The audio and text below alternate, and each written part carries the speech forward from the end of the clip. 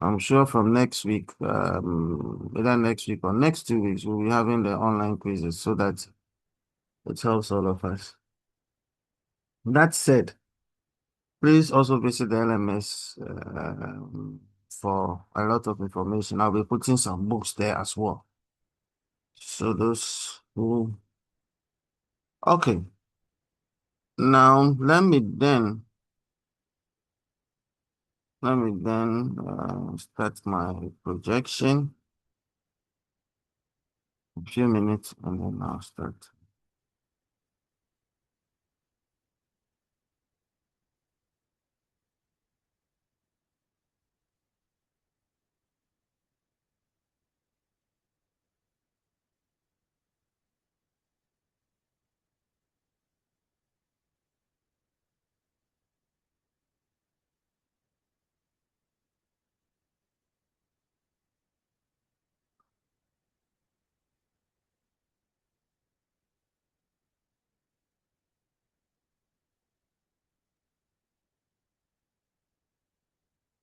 Okay.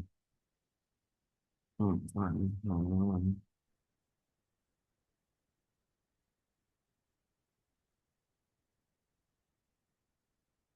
I'm sharing my screen.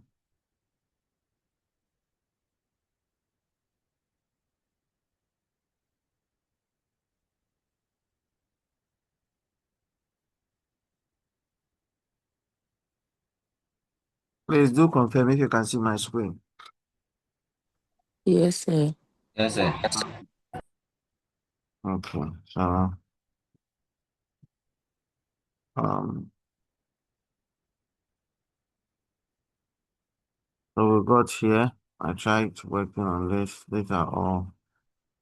So I'm going to start from the basic economic questions. We have looked at the problem of scarcity. We've looked at the problem of opportunity, that every scarcity comes with a choice, and every choice implies that there's a cost, and every cost is associated with opportunity cost. Now, it is not the monetary cost, it's the opportunity that you have let go, so it's a cost. Now, the next thing is that once there's scarcity, we have to make a choice. But in making these choices, you must answer some basic questions. You must answer some basic questions. Oops, what did I do? What happened to my... Can you still see my slide?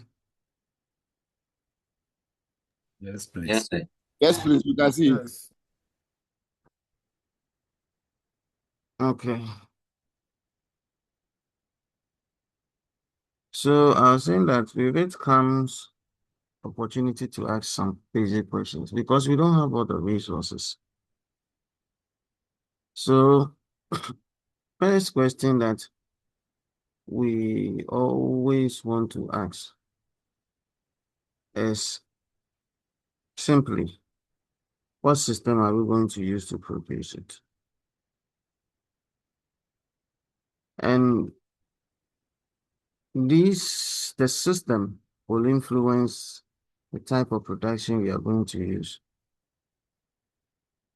And again, out of the system comes these three questions.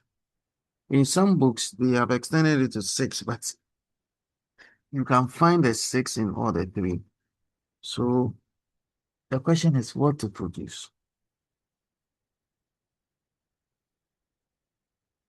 And this question of what to produce is an allocation problem.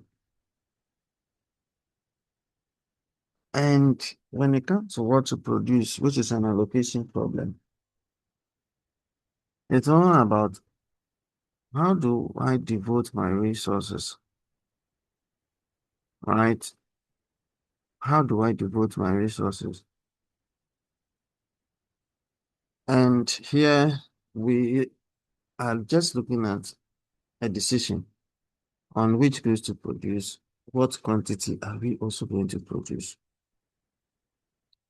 So I'm going to use government. Government has a decision.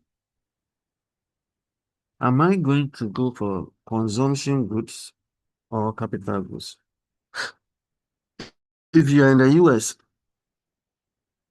Trump has to make a excuse me. Trump has to make a decision. Is he going for civil goods or he's going for military goods? And if you look at their military expenditure in this small war, it's marvelous. And if we have gotten it as part of our GDP, we would be very, very happy. Am I producing necessity goods or I'm producing luxury goods for the rich? Necessity good for the poor, luxury good for the rich. It's a decision we all have to make, or it's a decision the planners of the economy have to make. And even you, the individual business or just a nation, will have to decide this is what to produce. Remember, I've said it, we've been saying it over and over and over and over, that resources are limited. And because of that, we must make a final choice. And any choice that is made will affect the economy.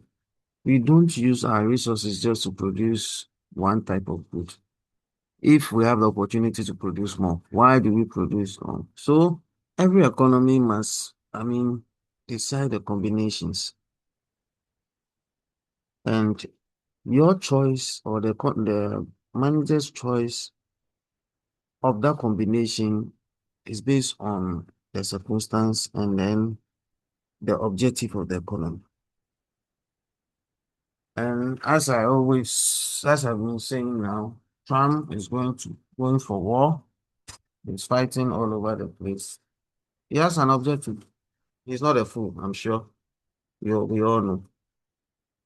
And his objective is Americans' interest. Why? Because the oil was being sold to China, and he felt that it was a threat. So again, so that is number one. Number two is how to produce it. And remember, number one is allocation. Number two is a problem of what's happening? Number two is the problem of choice. Let me just go here. Number two is a problem. Number two is a problem of technique. Sorry. The problem of technique. And this is very, very important. And when we say the problem of technique, we are saying that what alternative method can we use in the production process? What alternative method can we use in the production process? And that is the problem of technique. And the problem of technique, alternative method, will limit us into two main issues. Are we using labor intensive or capital intensive? Are we using labor intensive or capital intensive? Now, this is very important. Remember, if we are producing, are we going to use more labor or are we going to use more capital? It's a choice we all have to make, or the managers of the economy must make. In the era of AI and co, most European countries are going in for capital intensive. But with it comes the issue of our unemployment. And with it comes the issue that some jobs become redundant. So people must unlearn what they know and relearn something.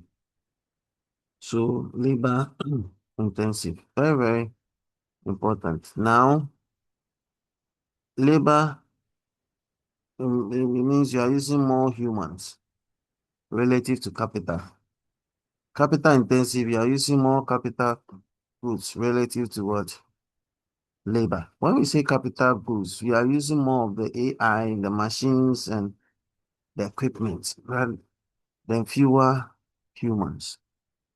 And that is it. So I ask my regular student a very simple question. What do you think will become of the unemployment situation, the employment and unemployment situation in the next 10 years? What do you think will happen to the labor market? Because now the job of a graphic designer is becoming very extinct. How? I mean, with AI, I can key in everything, and then it's done.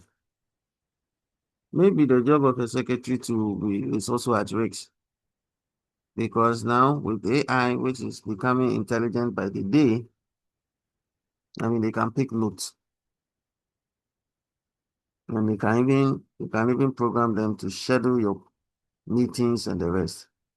Some jobs will become extinct. And with the era of uh, EVs as well, electronic vehicles, what do you think will happen to the petrol shell that we have? Just a minute.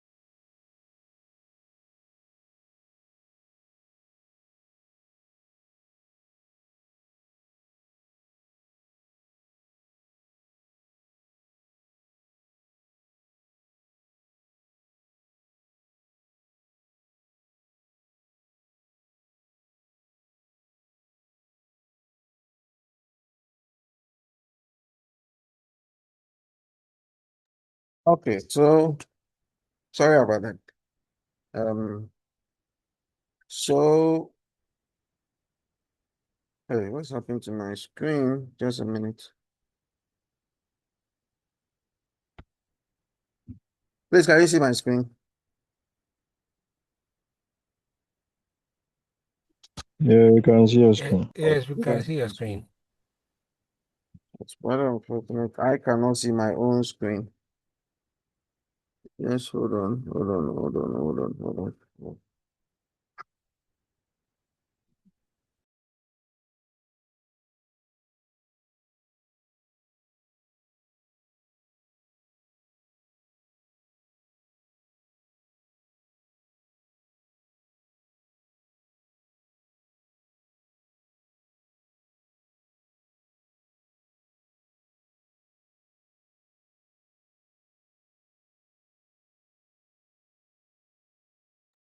Okay, so now I can see my screen.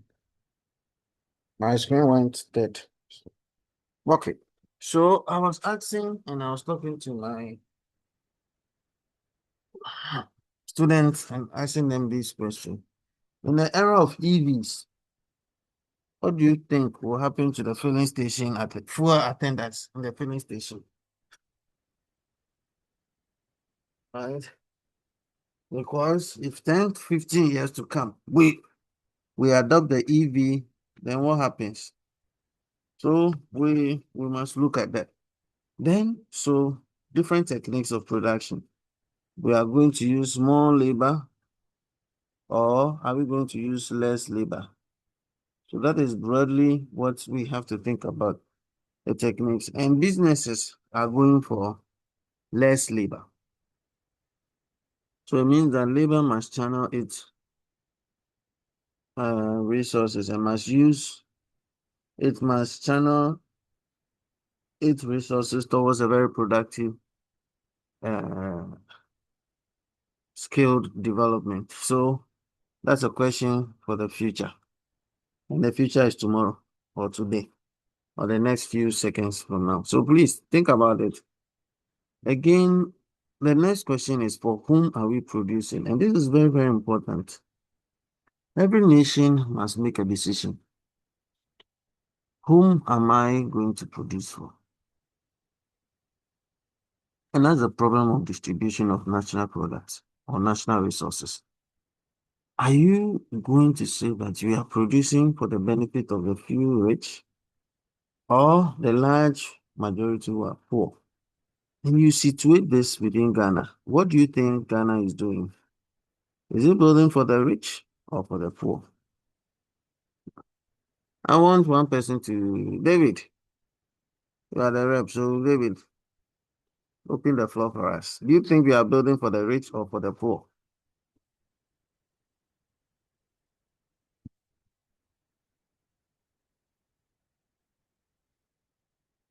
Whilst we wait for David, one more person. Let me hear. Yes, Tudura, are we building for the rich or we are building for the poor?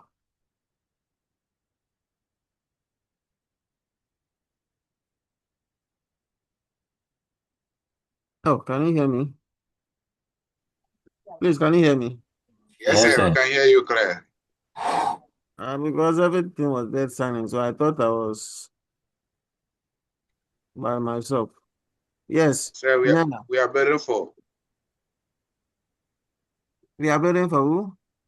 for both poor and the rich. Oh, okay. That is what he says. So you, yes, Nyala, your hand is up.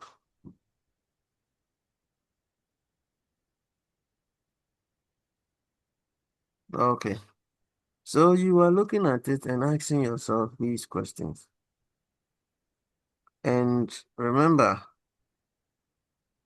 all these activities, before I even started mentioning the very question, I said that all the results and these human activities occur within a framework of what we call the economic systems.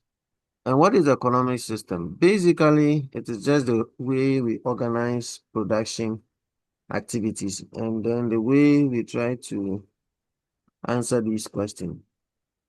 Primarily, there are three of them: the capitalist and then the command. These are extreme cases, right? These are extreme. What most world practice is a mixed system, Ghana inclusive. Capitalists those days, the near mention of capitalists, you go to the issue about the US, which is very, very, very capitalist. The private sector decide. Command, it was used to be China, but now North Korea has taken over. And I will explain why. Mix, that's what the global world. Capitalism is old. It's also known as the free market economy or the market systems or what we call the laissez-faire system. And here, please remember, the initiative is by private individuals or entrepreneurs. And the idea is that they are working for their private profit. And the role of government in a capitalist system is very minimal. Very, very, very minimal. Maybe to provide security, I mean, and to govern. But its role in the what to produce, how to produce, and for whom is very, very minimal. So that is one. And again, what are the features? And these are the features. I'm not going to mention all, but the key thing is profit motive, private property. And another thing is competition. Competition is very key in the private system, in the capitalist system. And if we have time, we'll look at the market structures and you understand how firms behave the way they behave. And sometimes people say, why do they behave like zombies? There's a reason. There's an explanation in economics for it. And again, finally, in this aspect of the features, there's income inequality. And you can see that in Ghana, right? Even though we practice a mix, we can see it in Ghana as well. There's a lot of income inequality. What are the merits? And it's as good as you can see. You can see it on the screen. It's as good as it's flexible. The growth of entrepreneurship is very key. That's why in the US they have so many entrepreneurs. And in fact, every day there's a surge of entrepreneurs in the US. And so good. And there's high rate of capital formation. They have resources. They're able to mobilize resources easily. Are very, very high. And they come up with new types of consumer goods. Why? Because the private sector would always find an efficient way of doing it. He doesn't like wastages. So he tries to find that way. Disadvantage income inequality is the economy is unbalanced. Private sector will always exploit labor. And then there's negative external. He doesn't care so much about the environment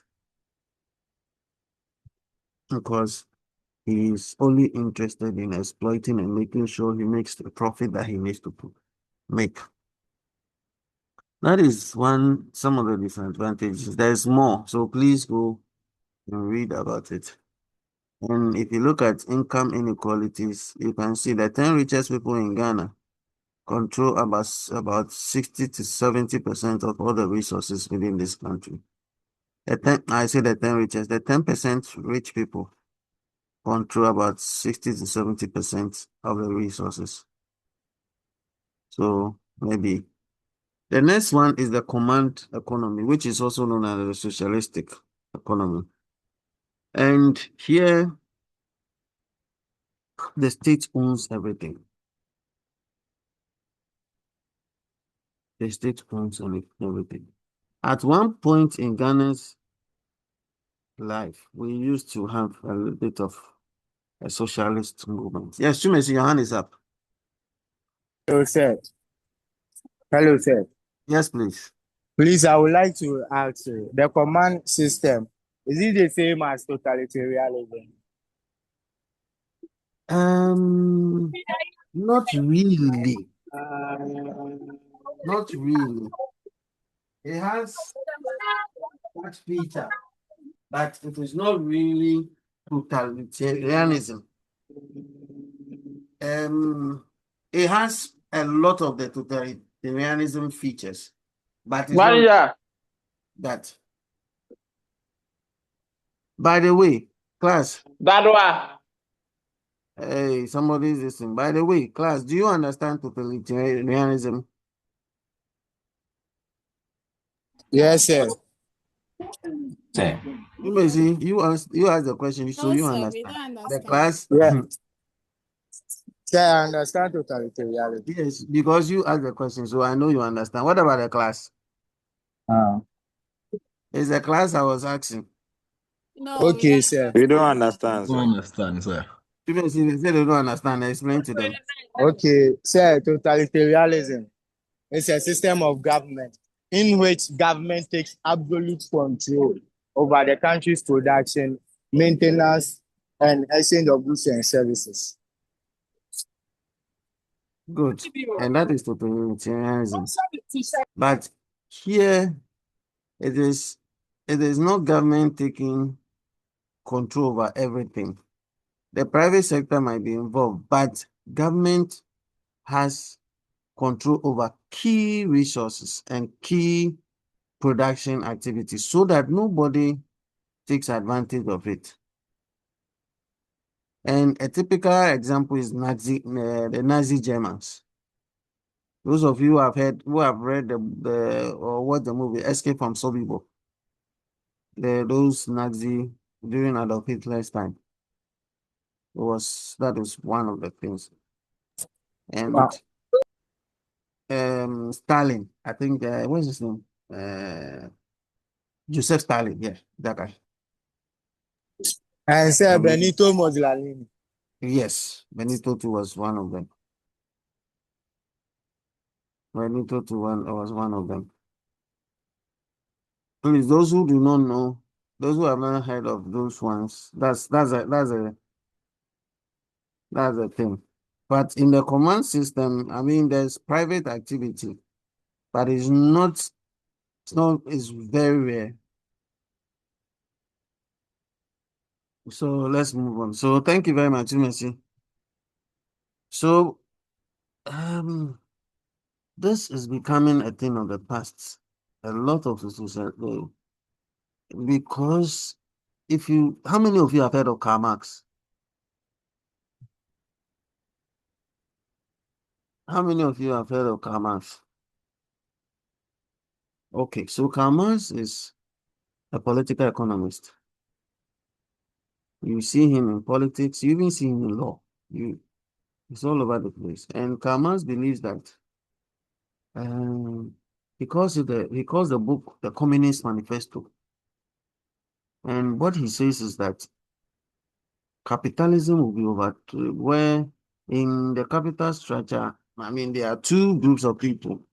There's what we call the proletariat. Those are you and I, the workers who do that. Then there's what we call the bourgeoisie. These are the people who command the resources.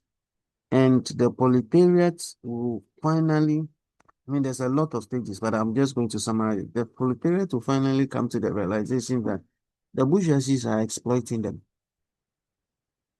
So they'll form a common union, and then they'll overthrow the bourgeoisies who are the rich people, and we'll come to a society of equals. If you've ever read the book Animal Farm was inspired by Karl Marx ideology.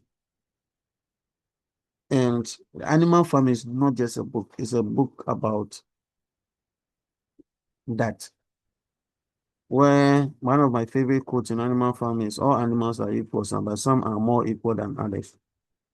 It's the same we are practicing in Ghanaian society.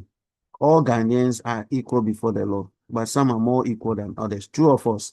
Answer is true. Let's move on.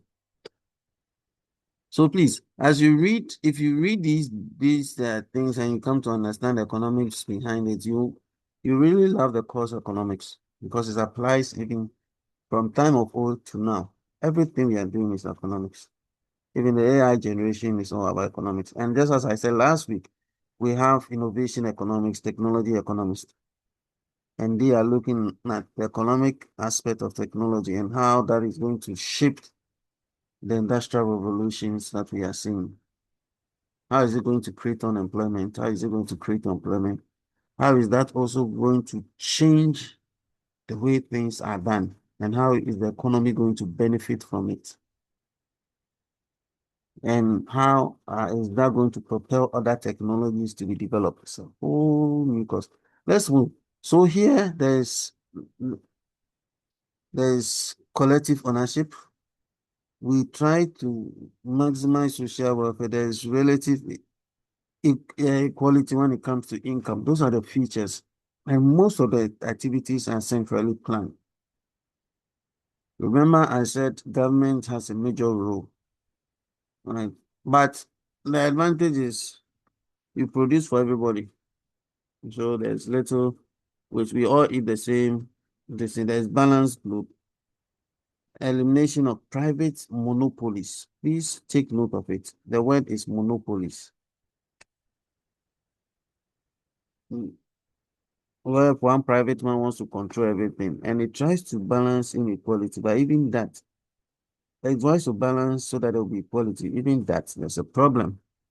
Disadvantage, there's automatic price determination. And one time in Ghana's history, we were getting towards that side. That is when Nkrumah was in power, right? Nkrumah was a socialist, and he believed in that. But he wasn't a complete socialist. He tried to balance socialism with a bit of capitalism. So there's absence of incentive to work hard and efficient. There's lack of economic freedom, and then there's rateism. And rateism is simply the situation of where people pay their way to get things done their way. So that's a problem. And this is the feature we all practice now. It incorporates both private and public sector. And these coexist, just as we practice in Ghana.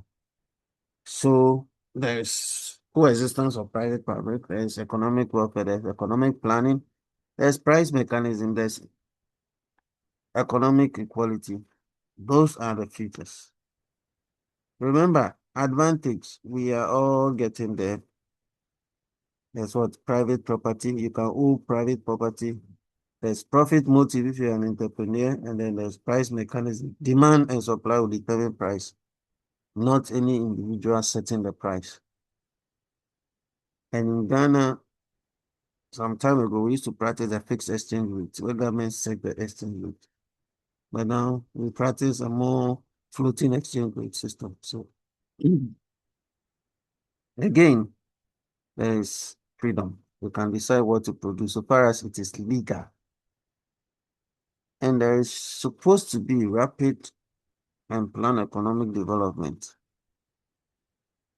And then there's what we call welfare and fewer economic inequalities. Unfortunately, we have not maximized this. And the Europeans have tried best, or the developed countries have tried best to maximize social welfare. That's why they have a social welfare policy that tried to bridge the gap. And then the gap between the rich and the poor, they try as much as possible to bridge it. Right? So whichever sector you are, I mean, the pay disparity is not so huge. Virtually. So they try to do that. If you just oppose that to what we do in Ghana, then there's a problem. Especially the issue about rapid and planned economic development. And yesterday I was talking to my students, the regular students, and I told them that the problem we have in Ghana is that we don't have a national development plan where all of us have decided that this is where we want to get to. And it's party based. So any political party can be trying to implement their manifesto, and that doesn't help any economy to grow.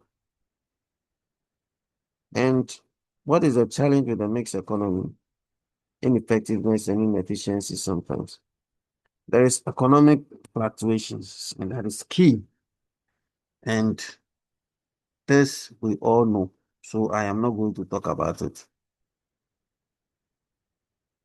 There is corruption and black market. And this is, we experience it in Ghana seriously, our number one problem. Corruption. It's too rampant. Too rampant. Because we operate in mixed economy. So now, after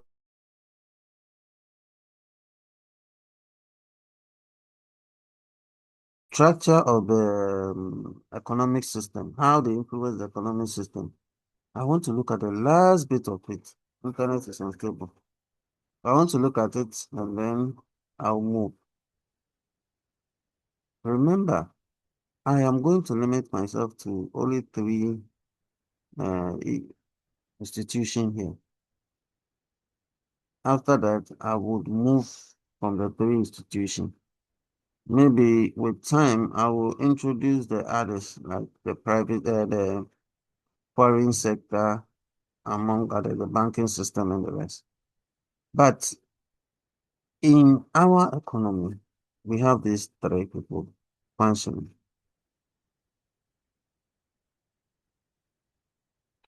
Who are the household? Can be a one person or more who live under one roof and make financial decisions.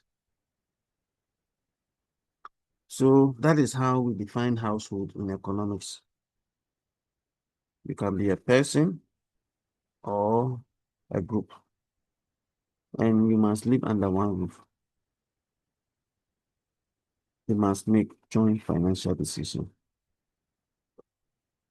Households make two critical decisions.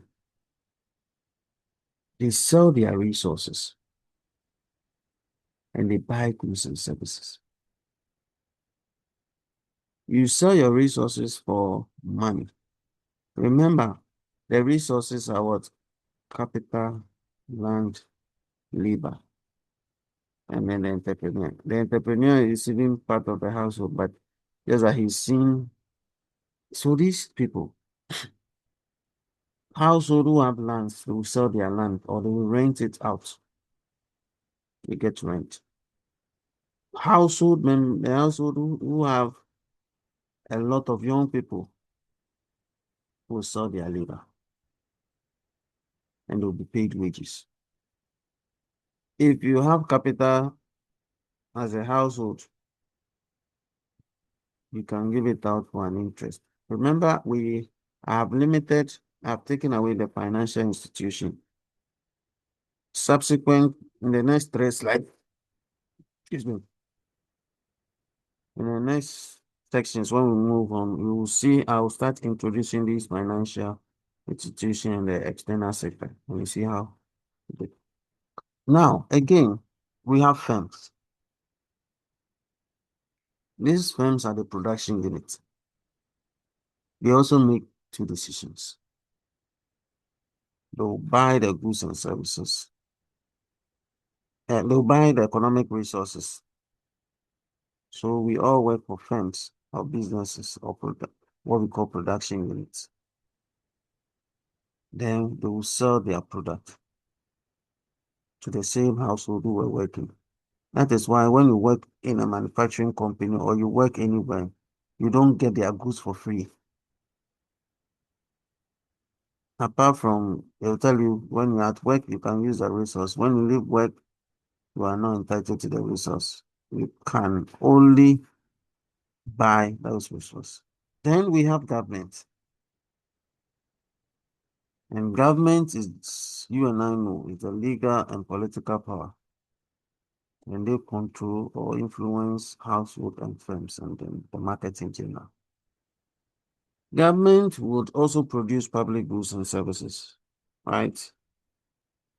They will produce or they will provide these public goods and services to all of us.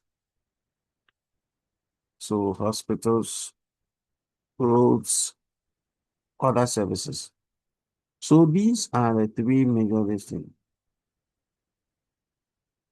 Now, these three economic agents will always interact within two markets.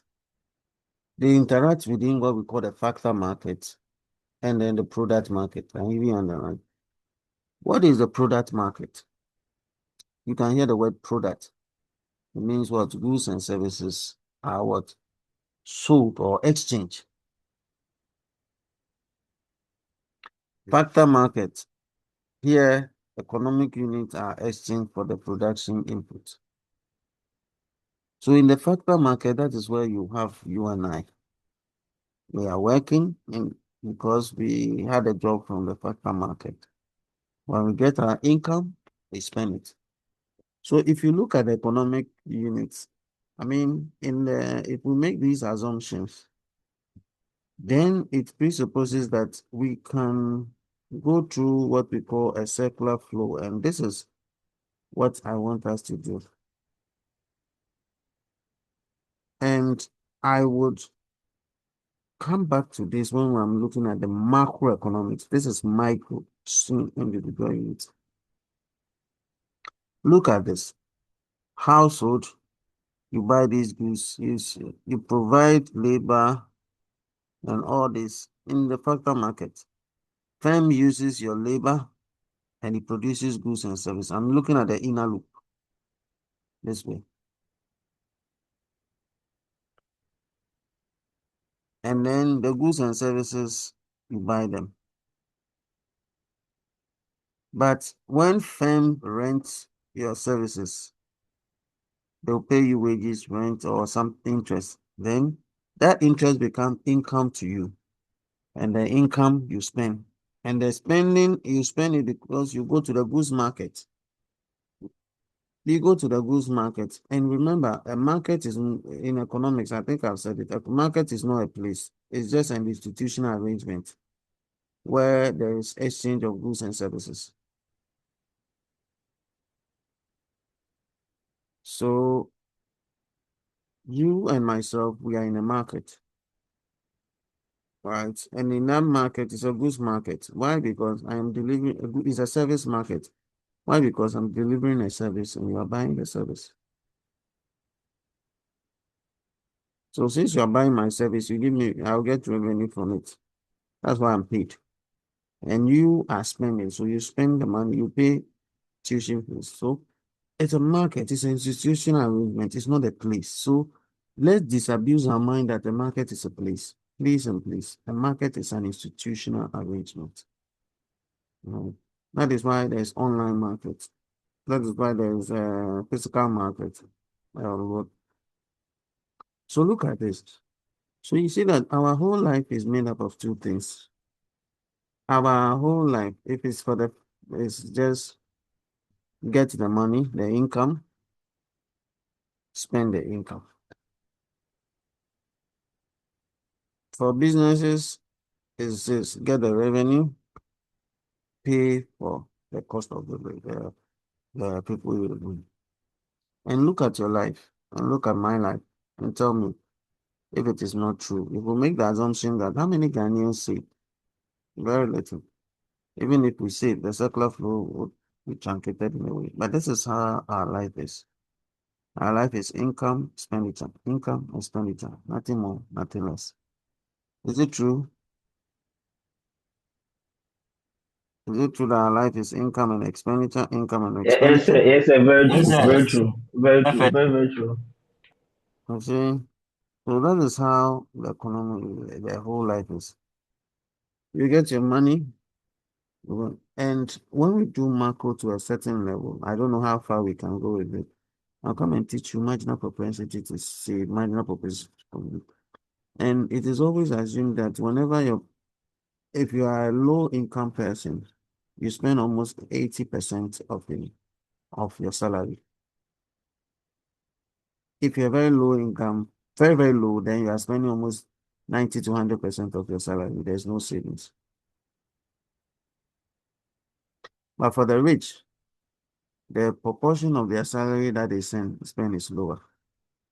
You see them travel in first class and the rest, but the proportion of their salary that they spend, their marginal propensity to consume, right? The decision and the consumption over their income is usually less than 50%. So it's been proven. So that is what you and I do. We work, we get paid income, we spend the income. The income goes to the business as revenue. They use it to expand and they pay us wages. Remember, we live in a mixed market, so firms will always exploit us and we are not paid our dues. That's what they always say. That's why labor will always advocate. So, ladies and gentlemen, this is our circular flow, and this is all that I have been explaining in this slides here and here. And when I decide to introduce the government, it becomes very, very interesting. Now look at the government here. Government will come in and say, instead of you enjoying the 100% of your income, government will say, I'm providing you social service, I'm providing you support, so pay tax. So that income that you have initially without government that you are spending, the income will reduce. Government will also go to business and say, I am giving you an enabling environment. I'm providing you security. I'm providing you good roads. Sometimes government will say, I'm subsidizing whatever you have because we want you to grow. But in all this, when you make profits, pay taxes. Whilst government gives us here, the income support is only for the very, very rich, what we call the LEAP, livelihood empowerment against poverty. You know, the very poor in society, every 3 months, they give them a certain amount. I've forgotten how much it is, but they give them a certain amount. You and I who work will pay taxes so that we can enjoy government services. So if you are asking for more road, remember you have to pay your taxes. If you're asking that hospital be built, remember you have to pay your taxes. If you want security, remember you have to pay your taxes. So if you look at, depending on your income level, we have a progressive tax unit. So if you earn 10,000, maybe you are paying about 20% tax, so that it comes to the equity and they can use it for product. So at the end of the day, you realize that whatever we are getting is not entirely going to businesses for as we spend. Right, as we spend, we are not spending all because government has reduced our business. So whatever goes to business becomes lower. And businesses, because it's lower, they take time to expand. So if I had complicated it, I would have introduced a financial system. So businesses will go to the financial market, and then start going for loan. And that is why these things happen. Ladies and gentlemen, I would expand it as we move along to do the macro. Thank you very much. And then are there any questions for me? Are there any questions? If not, I move on to the itinerary for today. We were supposed to have finished this last week, but we couldn't. Are there any questions for me, please? No, please. Okay. If no, remember I said that you see businesses, you see household. You have businesses, you have household. The question is, what are the how do they interact? What influence business to go for a certain product? How do they interact? For you to understand the interaction between businesses and co, it is important to understand that there's a concept in economics called demand and supply. Because if businesses buy and there's no supply, there's a problem. If businesses produce and there is no demand for it, there's a problem. The food will get rotten in the market. They will make more money and they can't employ you and I. Assuming we build the businesses build a whole factory, they produce and nobody is buying. What happens? It's problem. So I'm going to take you through the demand and supply, the whole thing. And then we'll look at elasticity, one of my favorite topics that I like to teach on. My dear friends, and students, this is our outline. And please, this has been sent to the LMS, so please take note of that. And then this is the outcome. So please, let's start. What is demand? What is demand? Demand basically refers to the total, oh, sorry.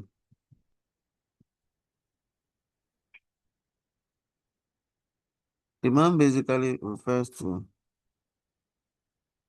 total quantity that customers are willing and able. Remember the key word, willing and able to purchase. Willing and what? Able to what? Purchase. So it presupposes that demand is a function of our behavior. It presupposes that demand is a function of our behavior. And please remember that just as demand is a function of our behavior, supply is also a function of the behavior of this producer. I said our behavior because we are consumers. And the markets describe these two, the demand and then the supply issues. That is all that there is to the market. If you go to the market, you don't go to the market and have only demand people. You don't go there and have only supply issues. Just a minute.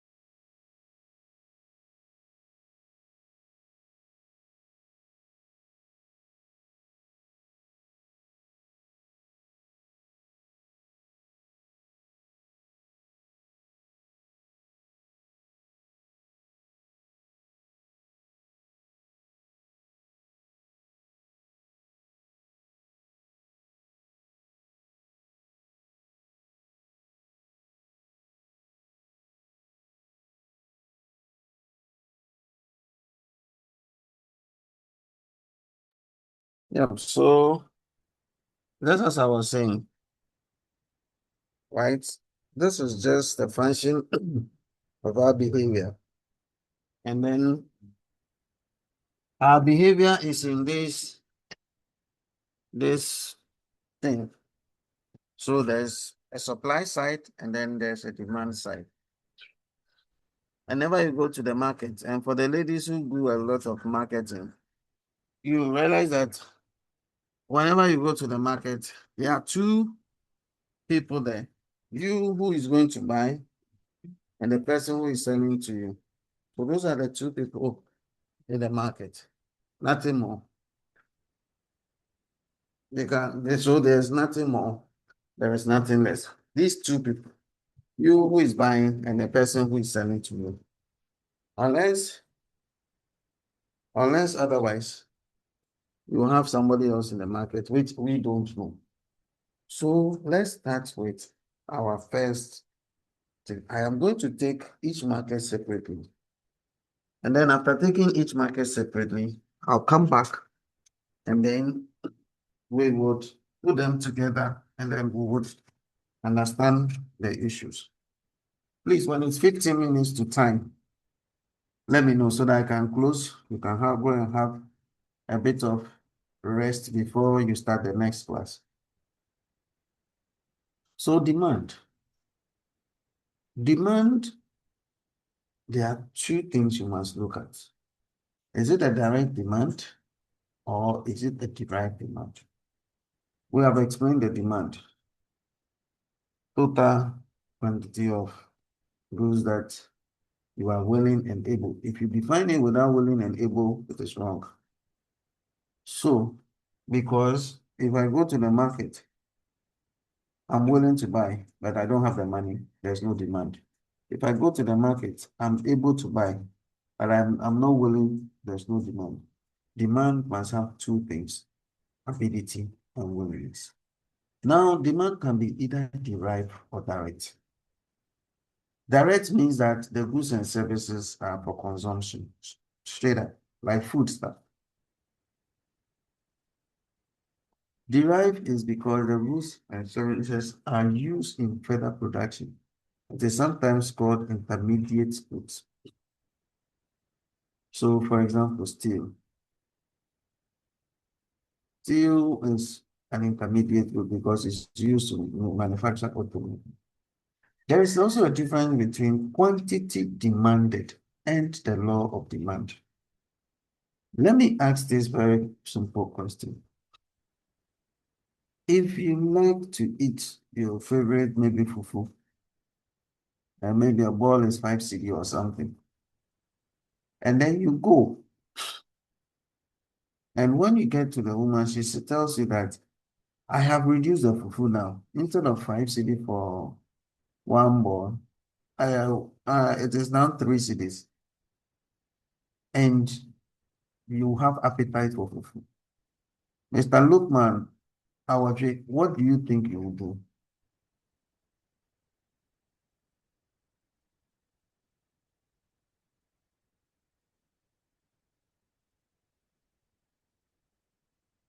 Vida, what do you think you will do?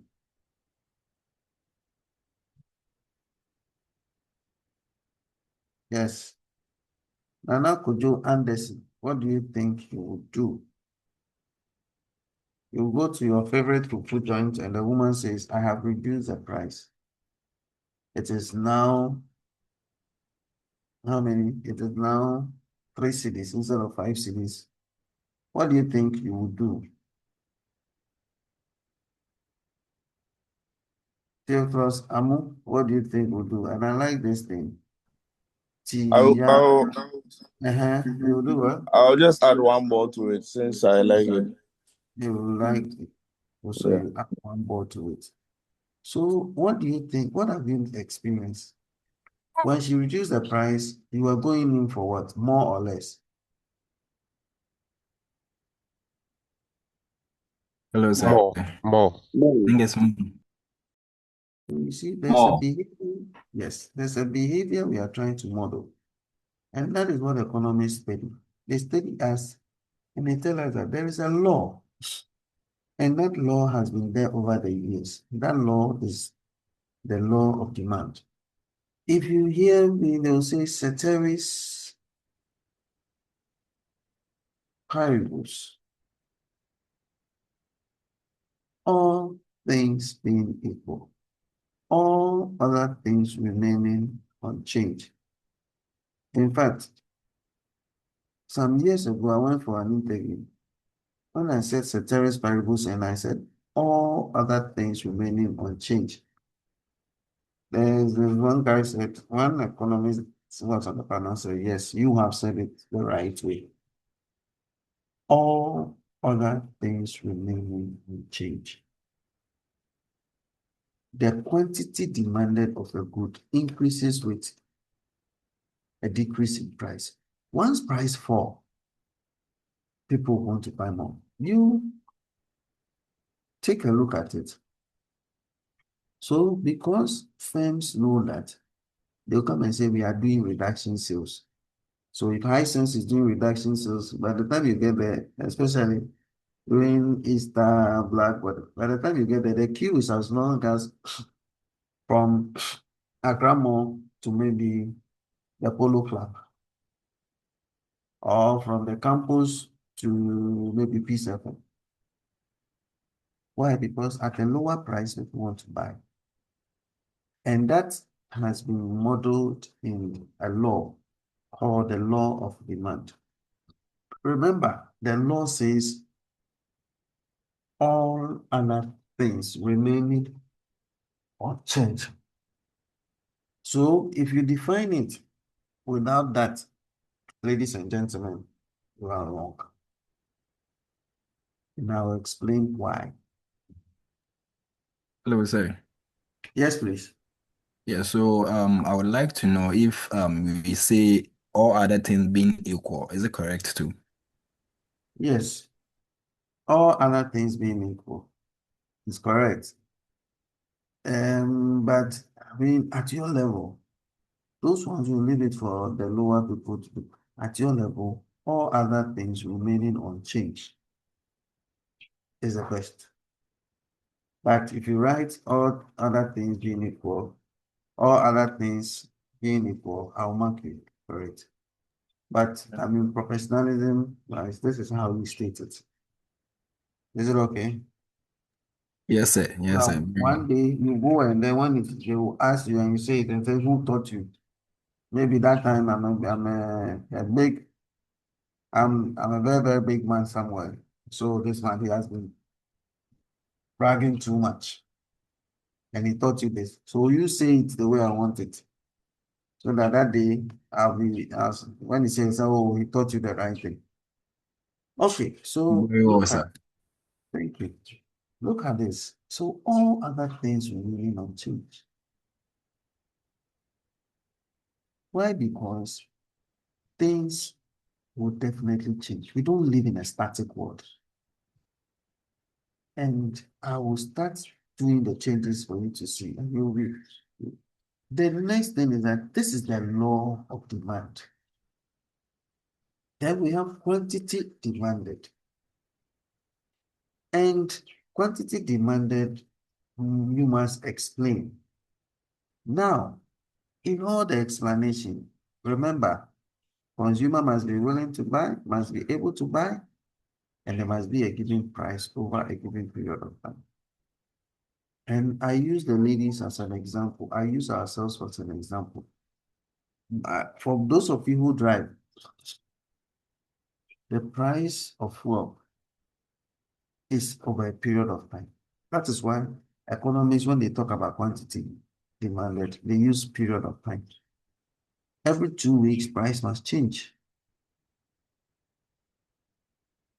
Price must be given at the fuel pump. And when you get to the fuel pump, you must be willing to buy and you must be able to buy. If you are not willing to buy, you are not able to buy, forget. There's no demand. There's not anything called demand there. Quantity demanded, then you must introduce a given price over a period of time. If you don't add those, you have not defined it. Now, the law of demand can be explained in three ways. We have the demand curve, which I'll be doing, the demand schedule, the demand curve, and then the demand function. Those are the three ways. I repeat, it can be explained in three ways: the demand schedule, the demand curve, and then the demand function. We'll come and look at that. Ladies and gentlemen, this is the law of demand. Remember, we were saying when price was low, you are buying more. Price increase, look at what you are buying. If it moves to 3.5, you are buying 7. If price increase to 7, you are buying 3. If price moves to 10, you are buying 1. It's a behavior. It's a good behavior. So the law of demand says that, you see, if price is moving, I like to use a lot of arrows. If price moves up, you buy less. If price moves down, you buy more. What do you see? So we say that there is also a negative, if you are using a mathematical definition, then we are going this way. There is a negative or inverse relationship between price and the quantity demanded of a good.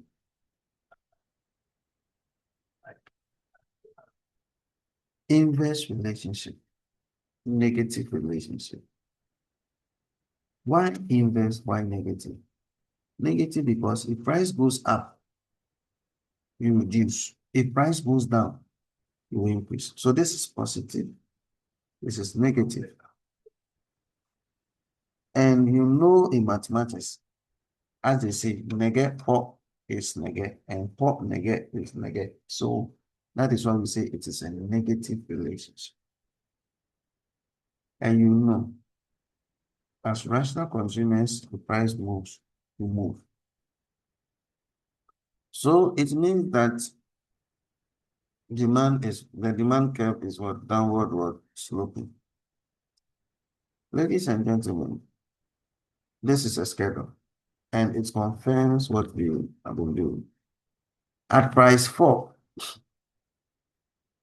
at price 4, at price 4, at price 4, Richard Kweku law. Right, Richard Kweku at price 4. How many quantities demanded? 28 quantities. 28 quantities. Okay. Upon Kweku Christian, what if price moves to 16? How many is demanded? Upon Kweku, are you there? Paul Tepe, are you there? If price moves to 16, how many is demanded? 1. 1. And finally, James Shine Afenyo, if price moves to 20, how many will be demanded? 0. So you must always pay attention. It's a law. But again, ladies and gentlemen, you must understand. Excuse my mouth. This is how we draw the demand curve, downward sloping. And this is the demand function. This is how it's a mathematical equation. This way. And it's used to establish the causal relationship between dependent and independent variable. This is dependent variable, the output. How much you buy is dependent on the price. And remember, I said negative is negative. That's why there's a negative sign here. And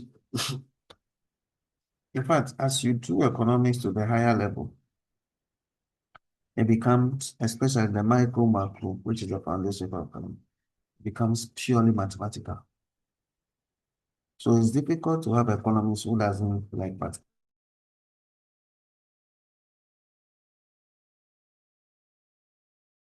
Things being equal. Some things are not equal in life. These things which are not equal, which will cause either the demand curve to misbehave by shifting or otherwise, is known as the determinant of demand. They will cause a shift in the demand curve. Please note, apart from own price, all others here will cause a shift in the demand curve.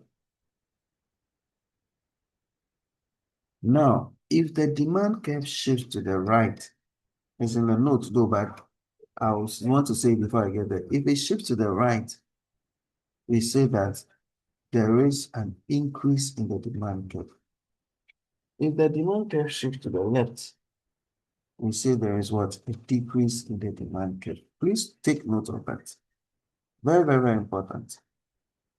I repeat, if the demand curve shifts to the left, we say there is a decrease in the demand. If it shifts to the right, we say there is what? An increase in demand. Any question? So what are these determinants? What are these determinants? What are these determinants? Foster, please mention these determinants as you can see on the screen. So yes, Foster and Nyamfo, right? Foster, can you mention these determinants? Yeah. Home price, Mhm. So we have one price. Yes, Elvis J. Please continue for me.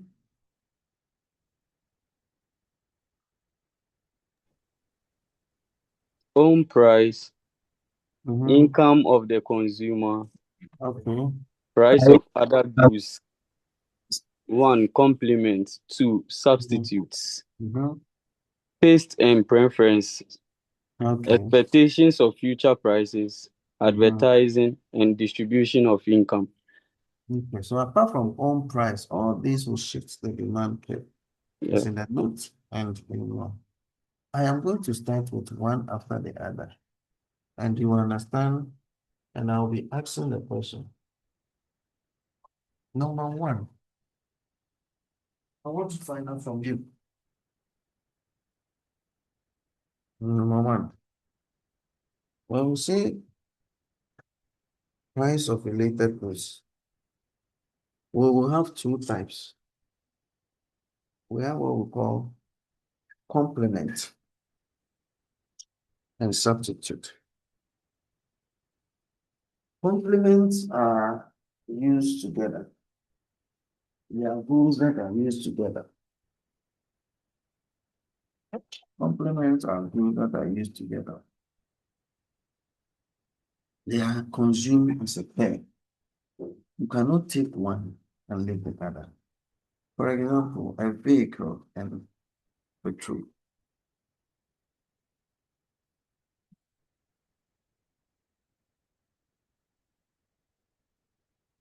Another example, a toothbrush and what? And what? A toothpaste. Toothpaste.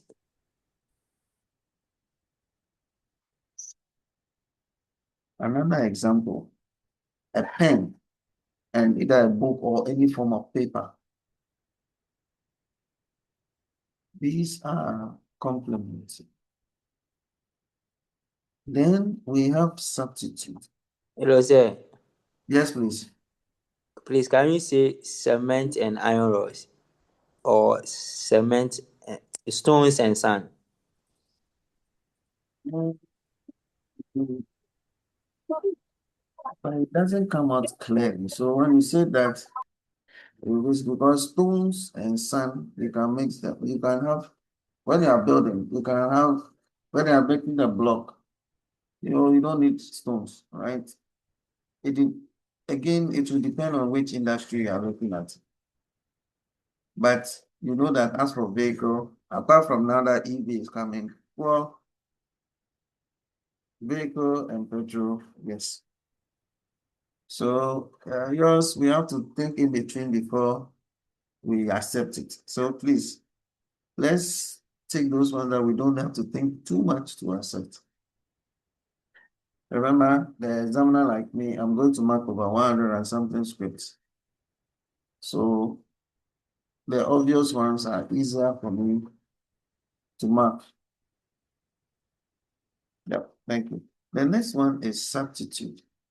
A good example is Pepsi and Coca-Cola. They are used as alternative.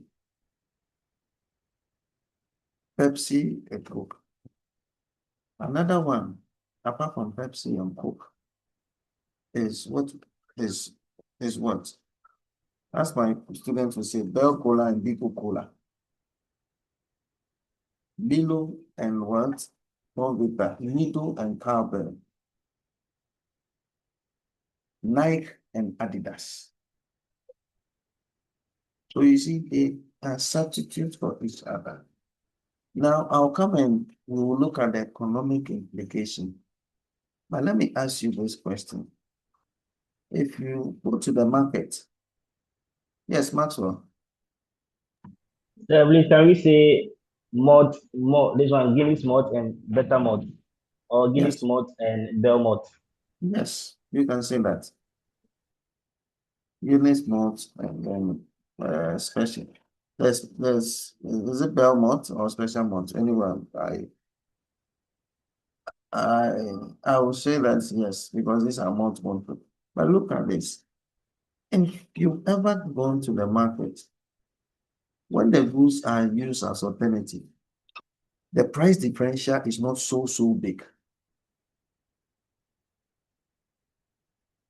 If you go to the market the next time, just look at the price differentials. Hardly will we get a 5 cedi price differential. The difference between Coke and Pepsi, then the difference is maybe Coke is 1 cedi, Pepsi is 6 cedis. No. The difference, you won't get a 5 cedi differential. Businesses, they monitor their competitors and they will get to know if I charge a higher price, which the differentials is huge, what they are going to do is that my customers are going to move to another customers. So that is what they do. Unless they assume that they are household name, so they don't care what goes on. But if the price differentials are huge, they'll move. Because you and I are what economists call rational consumers. Why rational? Rational in the sense that we are price reactive. We react very fast to price.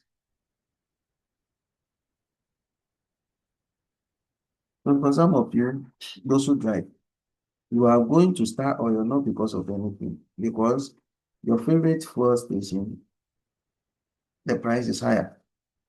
The fuel price is higher. Unless some of the few minority who have stuck with our destiny because we don't trust the others. But for majority, this is it. So you would notice that if the food is a substitute, if the price of Pepsi or Bell Cola goes up, people will go they'll shift to another substitute.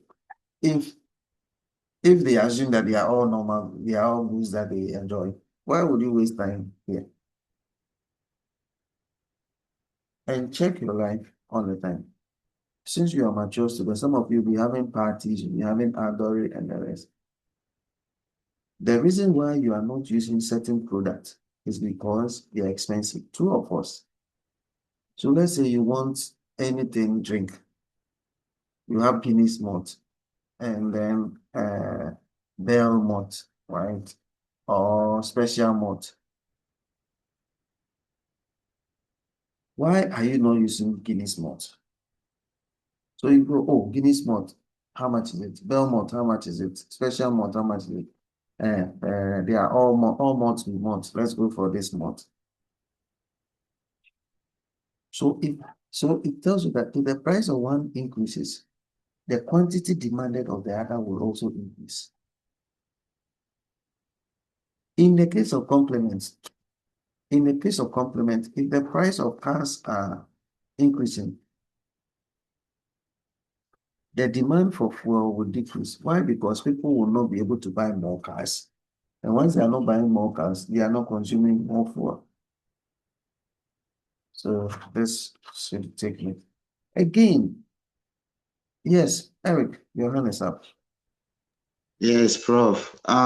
For the substitute goods, I think classism and elitism has caused some goods, even when their prices go up, their alternatives, people don't demand for the alternatives. The example is the PS5 and the Xbox. PS5, the price of PS5 keeps going up, but Yes. people still wait to purchase it. They don't go for the alternative, which is the Xbox. Exactly the case. And Eric, you have nailed it right on the head. That is what we call the taste and preference. What Eric said is what we call the taste and preference. There are some people, no matter what you do to them. Exactly, Eric. Thank you very much for answering these questions for me. Eric has explained it perfectly. Taste and what preference. Eric, thank you very much. You have explained this point. Welcome. So there are some people, no matter what you do, even if the price quadruple, they will still go for it, even though the alternative is this thing. And that is, we call it under what? Taste and what? Preference. And the price of related good, that is if you are indifferent between the prices or the goods, so you don't want. But taste and preference is key to people. So please take note. For example, I have a colleague lecturer, right? Yes, Kobe. Yes, Kobe, your hand is up. Please, the floor is yours. Yes, good morning. Good morning, Kobe. Please, the floor is yours. No, yes, concerning what the gentleman brought forth, I just want to clarify something. Earlier, you mentioned that it's because of probably they believe they are a household name. Yes. Yeah. I was also thinking, what if people probably because they know what they are bringing to the market, they know what they are offering, and they know that it's value for money. Yes. No. For example, I'll give you a typical example, right? And just as he has said, there are some like this Samsung and products, their television and the rest. Yeah, assume. But you know that it's the same Samsung that produces the other brands as well. I'm told they produce the other brands, the lower, cheaper brand. So it's this. They have the status, they have the name, they are unique products. So people will always go for them. And that's taste and what preferences comes into play. But again, if you are indifferent about the product, you don't care the brand name and the rest, price of related goods are very, very important. And thank you, Kobe Sakide. Yes. And you have made a very good solid point. So it means that I am covered when it comes to the explanation. But again, let me ask this. Like just as I was saying, there's this lecturer who likes cook. No matter what you do, cook. Almost every day he takes cook. Or let's say, I mean, the few times I've met him, On his table, there's Coke. Taste and preference. If you buy him anything Coke like, he doesn't like. That's his taste and preference. Again, another thing that will influence the demand is expectation of future price. And this, I do that all the time. In fact, I listen to the news and then the forecast, they will tell me, fuel will go up by this month, starting Tuesday. In fact, Monday or Sunday after class, because I have class on Sunday. Sunday after class, I will quickly go and buy the fuel to fill my tank.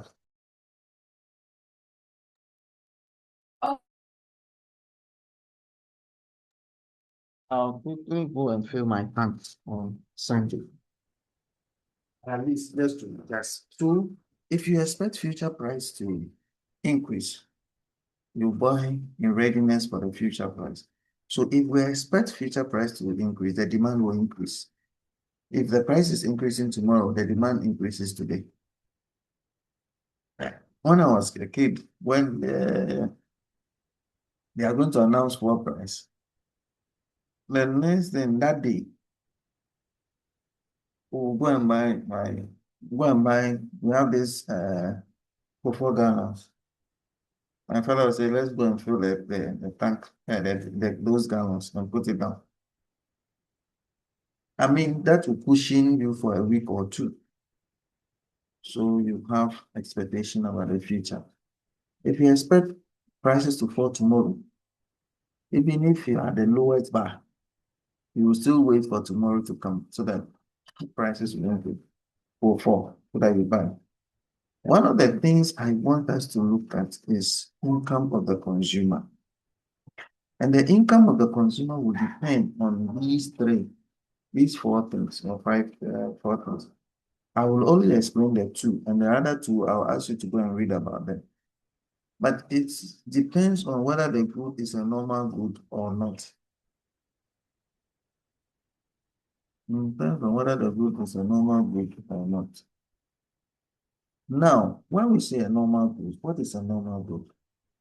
There are those goods whose demand increases or goes up when your income increases.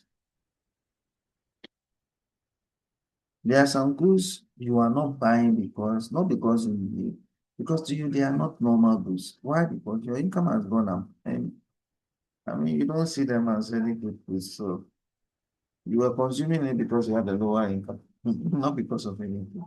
So for normal goods, when income increases, your demand also what? Demand also increases.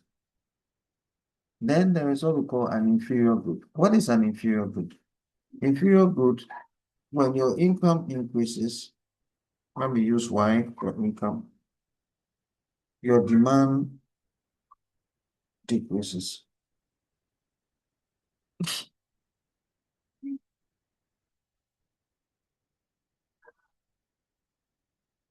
Is that okay with everybody? So look at your life.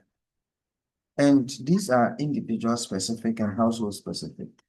Look at yourself and ask yourself, there are some goods you are not consuming now because, I mean, those days, because you didn't have money, you didn't have job, you didn't have anything, so you were just enjoying it. But now that your income increases, so this normal and inferior good. Then there's giving goods, which I will allow you, and then there's not good. I'll ask you to read about them. Very interesting concept. Remember, I've said this all the time. That whenever the non-price determinant of demand increases, there is going to be a shift. So if you come here from income right to distribution and advertisement, whenever there is a change, you will also change your behavior. You shift, the demand curve will shift. And for our ladies, advertisement is key for them because Advertisement as a determinant influences the way they do things. I mean, the craze for birthday photo shoots. It's just because some celebrity or people that we cherish in society started doing that and posting it. So photo shoot has become, I think, some of the dresses that they put up is because they watch it in the news, the fashion. Oh, very nice, and everybody. The ladies, am I telling lies? Even the gentlemen, sometimes the dress we put on is all influenced by advertisement. Why advertisement? Advertisement is influences our subconscious mind, and it makes us want to go for a certain product, right? And the marketers will tell you that advertising, uh, selling without advertisement is like looking at the lady in the dark. I mean, you can wink at the person doesn't see anything. So you advertise. And advertisement, the more advertisement that you do, the more subconscious mind it takes over. And I say this, if you have children in the house and you want television, especially this Sasso advert, the sound is so nice that in my house, when they play it, everybody, and we are going to buy insecticides, the first thing that they'll say is, let's go for Sasso, because advertisement is good. And then distribution of income, I'll leave that one to you to also go and explain. So, ladies and gentlemen, I've been going through back and forth, and I've told you that the non-price determinants from income to distribution of income will shift the demand curve. If there is an increase, it shifts it to the right. If there is a decrease, it shifts it to the left.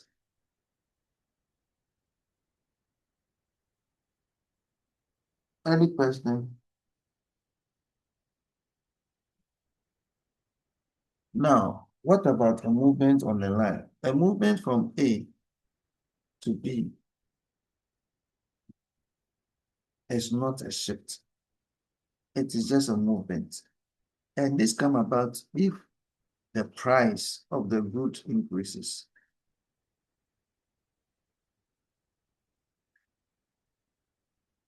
So if the price of the good increases, then there is a shift in the demand curve. And there's a movement along the same demand curve. So let's say this is Coke. If the price of Coke increases, let me just do it this way. This is maybe 5. Nine, this is 6, this is 7. If this is 2, this is 4, this is 6. So at price 5, we buy 6. If you move the price to 7, we buy 2. So this is just a movement along the curve. Please note the difference. So note the difference between a change in demand and a change in quantity demanded. Please write that somewhere. A change in demand and a change in quantity demanded. It's explained in the notes though. So look at this thing.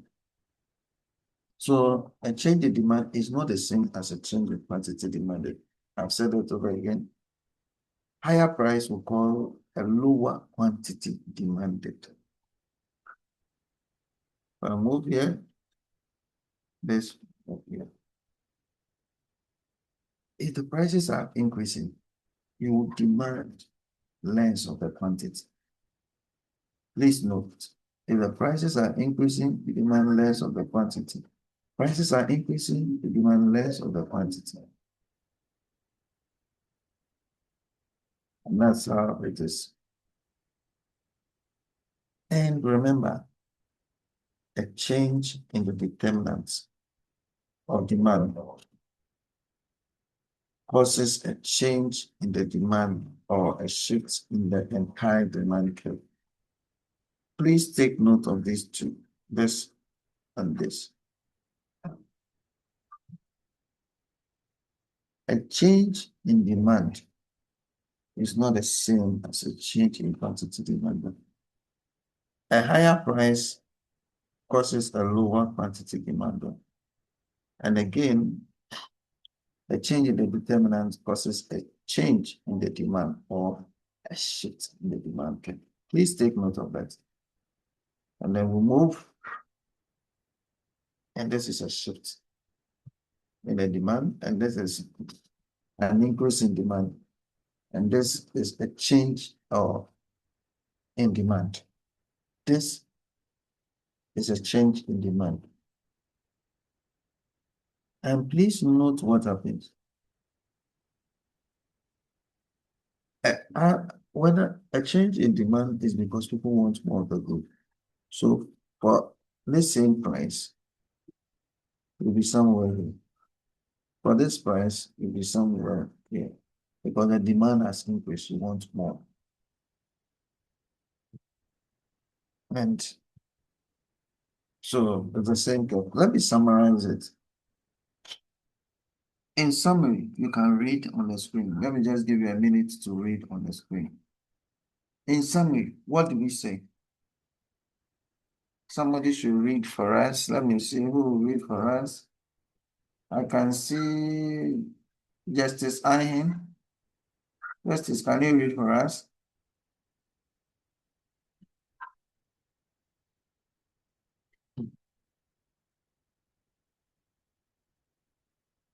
Justice there. Justice is not. Hello, sir. Yes, please. Yeah, so change in price of a good or service leads to a change in quantity demanded. That's movement along the curve. Exactly.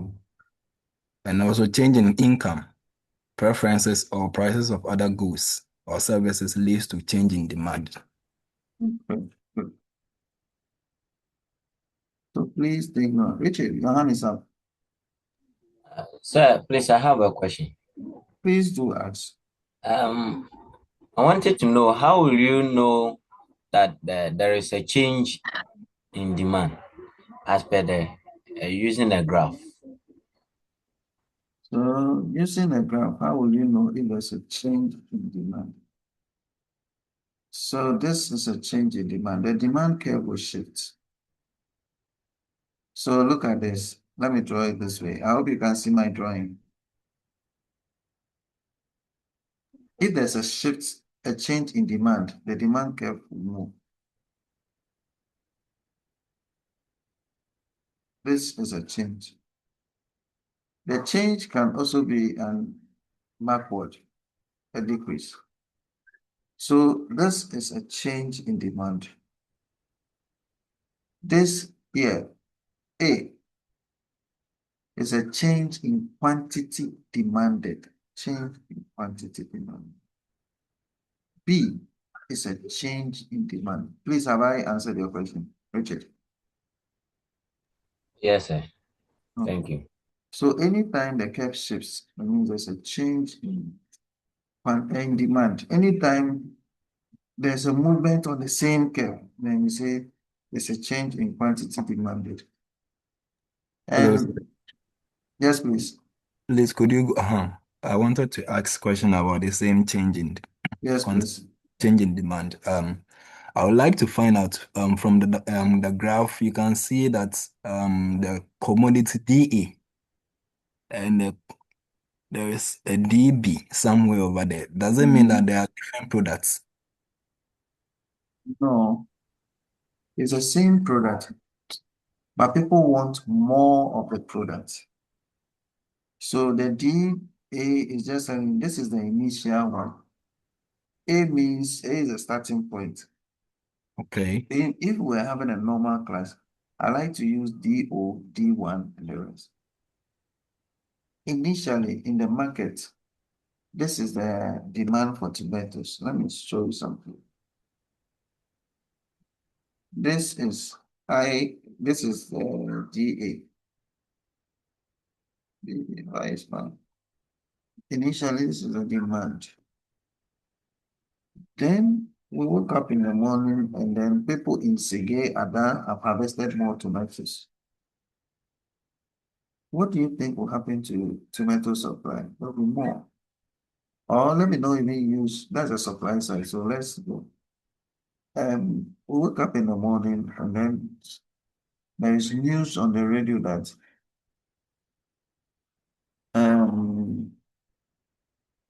a certain product is good for our health.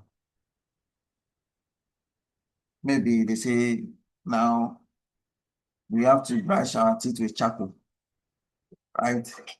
You have to use the charcoal. You know, those days we use charcoal, they do it. What do you think will happen to people? So charcoal, toothpaste, and the rest is not good. Charcoal is the best. People will rush in for more charcoal.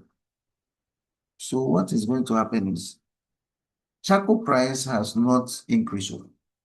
What has happened is people want more The because demand has somebody increased. has, pardon me, The demand has increased, but not. demand has increased. So the demand has what? Increased. So it moves the switch. So that is why it is D, A, B, B. Please, are you okay with me now? Yes, sir. Yes, sir. Very well. It's not because the price has increased. No, it's because people are saying health has it. If you listen to this guy who is on the social media, your word the conferences, right? He talks about health product and health and what you should do. And people have come to warn him and all that. He's changing mindset. So people are rushing in for certain products. You see that they demand. But it might not be the same.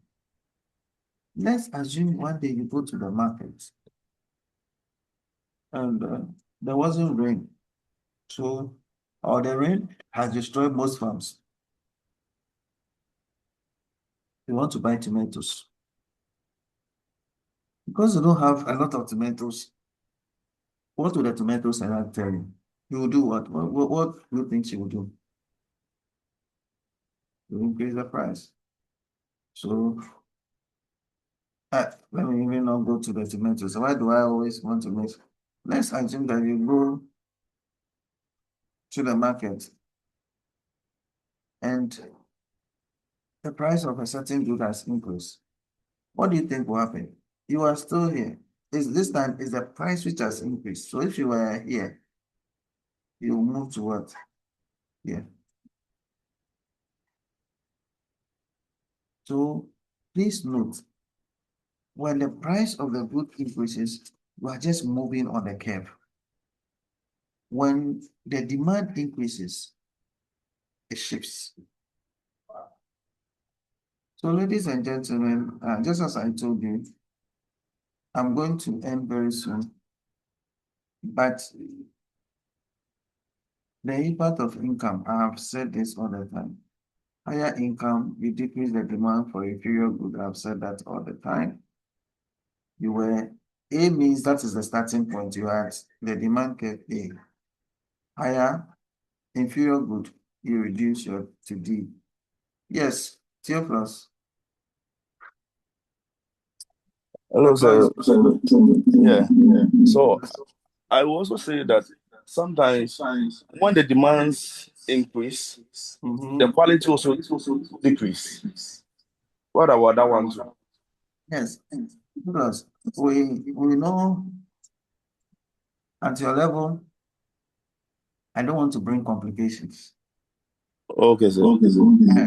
But don't worry. As I move on, just for Theophilus' sake, and because I might not get there before we close today, I'm going to show Theophilus something. You see, we would add the supply, and when we add the supply, we'll look at quality, quantity, and for Theophilus' sake, you see this, will be coming here, and that's where we'll take care of quality and all that. Where are my graphs? My graphs are, yes, we'll be adding the quality. You see how the graphs looks like? It's messy. You can have a lot of messy stuff. So if you want to, we'll come and look at that. So when we get there, we'll be blending a lot of stuff. So please, I won't get there now, but all that I want you to do is that let's take our time, read the slides. You have it. I put them on the LMS as well. And please do confirm those who have been able to get there. Please do confirm if you can see the things on the LMS, right? So that I know that you can see them. This Yes, is what see them. you've seen them. Okay, good, good. Yes. Thank you. So this is what we do. So Theophilus, next week we are all in. We'll draw the curves and please next week let's take Yes, sir. our time, get some pieces of papers or jotters. I like those so that as I give the narrations, you try and look at this, right? Because next week we'll do supply and we'll put them together. Remember what I said, in the market, there is demand, there's supply. Not one person there. There are two individuals. Here we are looking at just one side of the market. We'll come and look at the other side of the market, the supply, then we'll put them together, equilibrium. Then we start the analysis. Okay, ladies and gentlemen, it's now 9:46. And just as I said, I'll leave you here so that you can have enough rest for the next class. Any question, please? Any question, please? Okay, if there's no question, then ladies and gentlemen, thank you for your time. We'll meet next week. And then please and please, when we meet, make sure you have your pen and paper by your side and your jotters so that we can all go through and then draw our curves. Okay. Yes, Andrew, sorry, I nearly Hello, missed sir. you. Yes, please, Andrew. Please, about the determinant for the distance, the demand. Mhm. Please, can we add a changing weather condition? Oh, yes. Yes, changing weather condition is very key. There are lots, but these are the few that I outlined. There are so many dependent weather condition, the peace or security of the environment will also change the demand. I mean, there's so many things.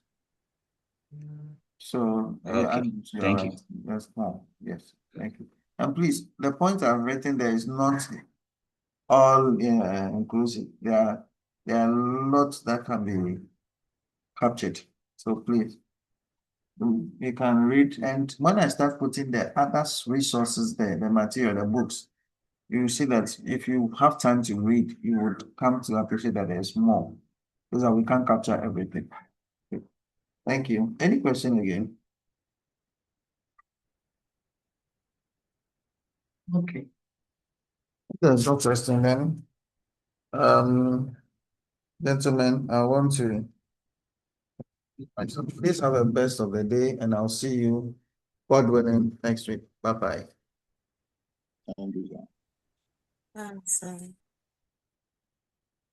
Bye-bye. Bye, sir.